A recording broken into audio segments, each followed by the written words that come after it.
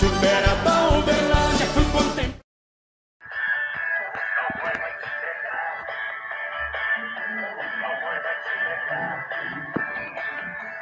Voltamos aí com mais um pequeno resumo de carreira, segunda parte do pequeno resumo da carreira da dupla Rio Negro e Solimões. Então, bora lá.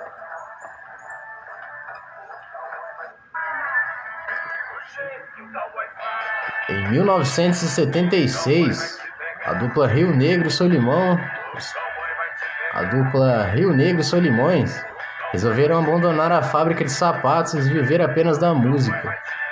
Com a abertura de um mercado sertanejo em fins dos anos 1980, começaram a se apresentar na noite, cantando um repertório que incluía as principais canções sertanejas, principalmente de duplas como Tião Carreiro e Pardinho e Tonico e Tinoco. Ainda em 1976, gravaram uma tape independente e passaram a levá-lo de gravadora em gravadora até 1989, quando assinaram o contrato com a RGE e gravaram o primeiro disco, que entretanto não obteve muita repercussão, saindo logo de catálogo. Em 1991, gravaram pela Continental o segundo disco de carreira, que também não obteve tanto sucesso. Continuaram a persistir e em 1994 lançaram pelo selo Brasil Rural o terceiro disco de carreira.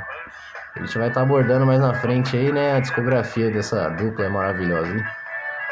Ficando à venda e distribuição por conta da própria dupla, que conseguiu vender cerca de 20 mil cópias, despertando o interesse da gravadora Velas, que regravou o disco e vendeu cerca de 15 mil cópias para mais. Lembrando que 15 mil cópias numa época daquela onde não existia o digital eram grandes coisas, hein? Muita coisa. Isso aí, família, segunda parte desse pequeno resumo. Se você gostou desse vídeo, deixa seu like aí, se inscreve aí abaixo, se inscreve no canal, comenta aí embaixo qual músicas da dupla Rio Negro Solimões você mais gosta, você mais ouve até os dias de hoje, dessa dupla eternizada. Deixa seu like, se inscreve no canal, até a próxima, um grande abraço, show!